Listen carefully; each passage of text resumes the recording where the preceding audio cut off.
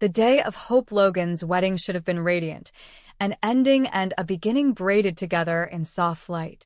The garden at the Forrester estate overflowed with white roses, a symbol of new trust after so many seasons of betrayal. Liam Spencer stood at the altar with a calm that felt learned rather than genuine, smiling as if he could convince the air around him that peace had finally returned. For the first time in years, Hope felt she could breathe. Their marriage was supposed to be the final act in a long play of heartbreak and reunion, a moment to silence the ghosts of Steffi, of Thomas, of every secret that had tested them. Yet beneath the perfection, something uneasy trembled. It was as if the very soil remembered the wars fought on that ground, wars of desire, guilt, and unfinished love. When the music began, it was almost too beautiful. Hope walked down the aisle in a gown that shimmered like light breaking through morning fog. Ridge watched from the front row beside Brooke, his pride tinged with fatigue. Steffi, elegant and restrained, kept her expression unreadable. Even Douglas, Thomas's son, sitting stiffly between his aunts, seemed to sense that something fragile was about to shatter. The ceremony moved with graceful precision until the moment Hope took Liam's hand and repeated her vow. That was when the silence shifted, subtle but sharp, like the first crack in a mirror. A sound, a door opening, footsteps crossing the stone walkway, made the guests turn.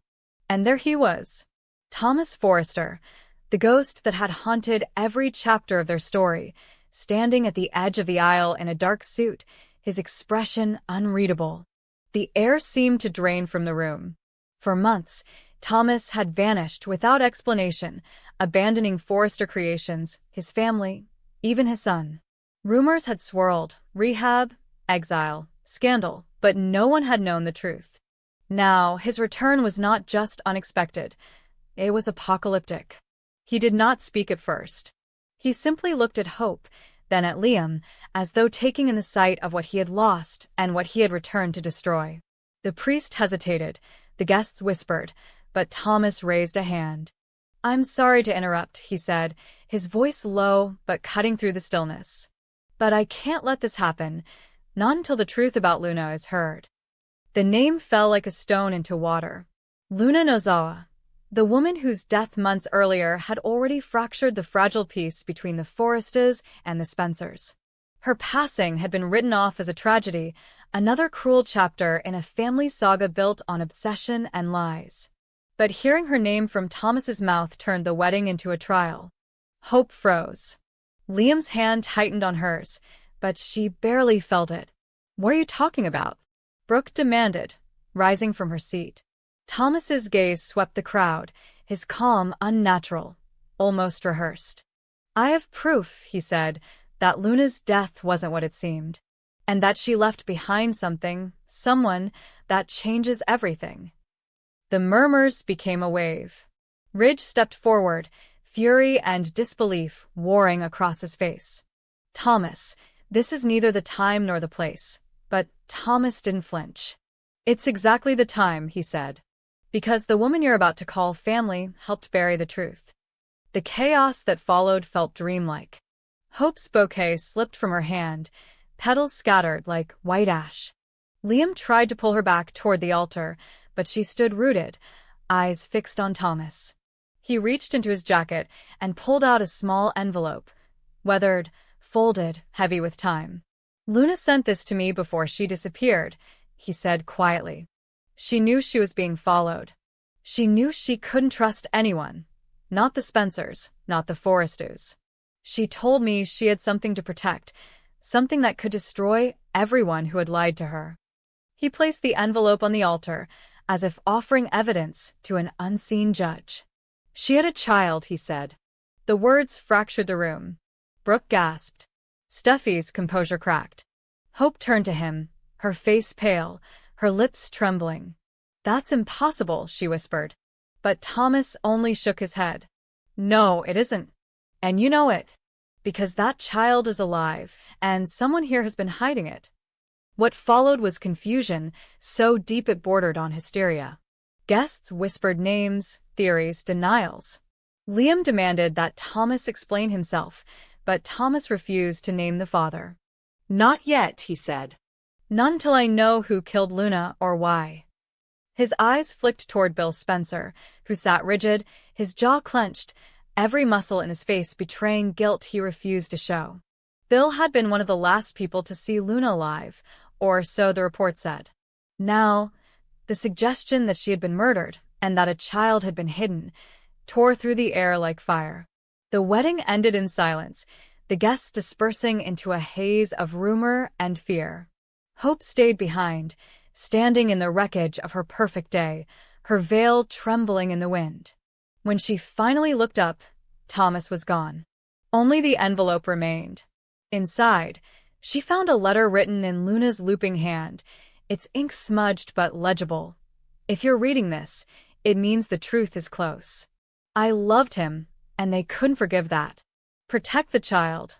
They'll come for him next. That night, Los Angeles seemed darker. Every light in the Forrester mansion burned late as Ridge, Brooke, Steffi, and Hope gathered around the letter. The implications were unbearable. If Luna had truly had a child, and if Thomas knew more than he revealed, then the balance of every alliance in their world was about to collapse. Ridge wanted to believe his son was confused, manipulated by grief. But something in Thomas's eyes that afternoon had not been madness, it had been conviction. And that was more dangerous. Meanwhile, Thomas disappeared into the city's edges, where his absence had been born. He stayed in a small apartment near the harbor, surrounded by stacks of sketches and documents.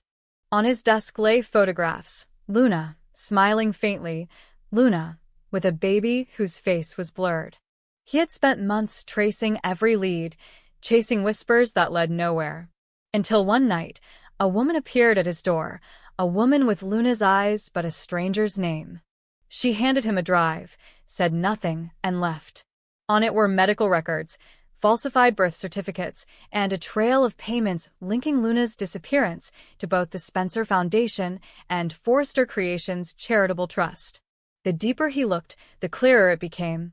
Luna's death had been a cover-up, and the child she bore was evidence of something far greater, a scandal that could ruin every family name tied to the industry. Hope, torn between disbelief and the faint tremor of intuition, couldn't sleep. Images of Luna flooded her thoughts, the woman's strange mix of fragility and defiance, the way she had once warned Hope to be careful who rewrites the past. Could Thomas be right? Could Luna have faked her death? And if so, what did that mean for the child, whose existence threatened not only her marriage but her entire sense of right and wrong? She wanted to confront Thomas, but fear held her back. Fear that he wasn't lying. Fear that he was. Days later, Thomas called a press conference at Forrester Creations. Ridge tried to stop him, but by then it was too late. The media had caught scent of scandal, and the Forrester legacy was bleeding. Cameras flashed as Thomas stood behind the podium, the world waiting for his confession. Luna Nozawa didn't die, he began. She was forced to disappear. The people responsible are still among us. Gasps filled the room. Behind him, Hope entered quietly, her presence a ghost of the wedding that never was. Thomas's eyes found hers. And if she's still alive, he continued, then the truth about her child will decide who deserves redemption and who doesn't. Outside, storms gathered over Beverly Hills, thunder rolling like the echo of buried lies. Bill Spencer released a statement denying any involvement, but his tone was too controlled, his defense too rehearsed. Liam tried to hold Hope together, but she was slipping into something colder: doubt, curiosity, guilt. She began her own search, following fragments of Luna's past, only to find contradictions everywhere. Witnesses who recanted, doctors who vanished, bank accounts frozen overnight. It was as if the city itself was conspiring to erase Luna's existence. Then came the final revelation. Thomas received an anonymous package, a silver locket, engraved with Luna's initials. Inside was a photograph, Luna holding a baby wrapped in a Forrester blanket. The note read, "You always wanted to create something beautiful. Now protect it." It was signed simply, L. The truth, once abstract, now had a face. And that face, Thomas realized, carried his eyes. The world spun. Every motive, every lie, every tragedy between him, Hope, and Liam collided in that single moment. The child wasn't a symbol. It was his. Luna's final secret, the reason she had vanished, the reason she had died, or pretended to die. Hope's entire world cracked open. She confronted Thomas in his studio, surrounded by half-finished designs and scattered sketches of Luna's face. He didn't deny it. He simply looked at her with a sorrow so deep it almost silenced her anger. "It wasn't supposed to happen like this," he said. "But I had to tell the truth." The revelation destroyed what remained of the wedding, the vows, the illusion of control. Hope left Liam, unable to reconcile love with deceit. Ridge disowned Thomas, then relented, then wept. Bill tried to suppress the story, but the scandal had already escaped. Luna's child became the symbol of everything their families had built and corrupted, a living inheritance of secrets. And somewhere beyond the reach of cameras or guilt, a woman watched from the shadows, her face half-hidden, her lips curving into a faint, knowing smile. Because Luna Nozawa was alive. She had been waiting, watching, letting the truth bloom like poison. Her child was safe, hidden far from the city that had destroyed her. Thomas's confession had given her what she wanted: chaos. She whispered into the dark, "Now they'll know what it feels like to lose everything." And as rain began to fall on Los Angeles, washing away the last petals from Hope's wedding bouquet, the city held its breath once more, because in the world of the Forrestons, no love, no lie, and no death ever stayed buried forever. The rain that night seemed endless, drumming against the glass walls of Forrester Creations like a confession no one wanted to hear. In the weeks since Hope and Liam's wedding had imploded under Thomas's revelation, Los Angeles had become a city haunted by whispers. Every headline carried Luna Nozawa's name again. Every gossip site dissected her letters, her child, her shadow. But the truth, as always, had roots that stretched deeper than anyone dared to dig. Thomas hadn't been seen publicly since his confession. The media painted him as a tortured genius. Others called him delusional. Ridge tried to protect him, but the board at Forrester Creations demanded answers. The company's reputation, already scarred by decades of scandal, was bleeding again. Hope, torn between love and disgust, refused to speak to either Thomas or Liam. She spent her nights at Brooks' house, her mind replaying the moment Thomas said the child was his. In her heart, she knew he hadn't lied. She saw the truth in his eyes. And yet, what haunted her more was the faint smile that crossed his face before he walked away, as if he had expected this all along. Meanwhile, far beyond the glimmer of Beverly Hills, Luna watched everything unfold from a safe house overlooking the Pacific. Her hair was shorter now, her body thinner, but her eyes had lost none of their fire.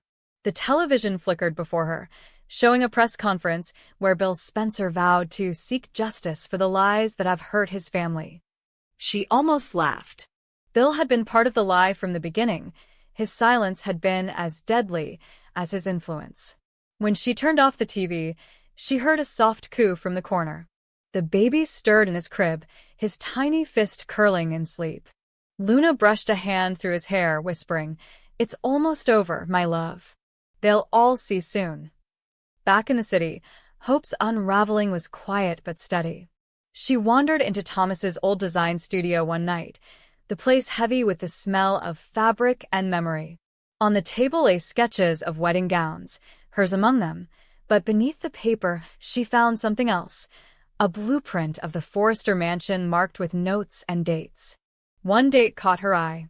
It was tomorrow. Beneath it, Thomas had written 3 words in ink: "The truth returns." The next morning, Los Angeles woke to chaos.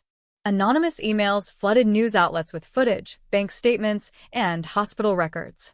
Luna Nozawa was alive. The documents showed her checked into a private facility under a false name after her death, with payments authorized by Spencer Publications. Worse, they revealed genetic records confirming the paternity of her child, Thomas Forrester. Within hours, every network ran the story. Hope watched it unfold from the Logan living room, feeling her heart collapse under the weight of it all. Ridge rushed to find Thomas, but his son was already at the Forrester estate, waiting. When Ridge arrived, Thomas handed him a small flash drive. "It's all there," he said simply. "The evidence. What they did to her. How Bill paid for her silence." Ridge hesitated, unsure whether to destroy it or reveal it. He had spent his life protecting the family name, but now that name felt like a curse. "You've started something we can't stop," he warned. Thomas looked past him, toward the storm gathering outside. "It's not me, Dad. It's her." That same night, Bill received a message on his private phone. A voice, distorted but unmistakably female, whispered, "You thought I was gone, didn't you? You thought money could erase me. See you soon, Bill." For the first time in years, the man who feared nothing felt his blood run cold.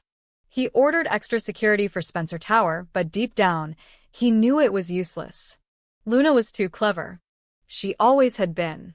As the sun set, Hope found herself driving without direction until she reached the cliffs where Luna's car had once been found.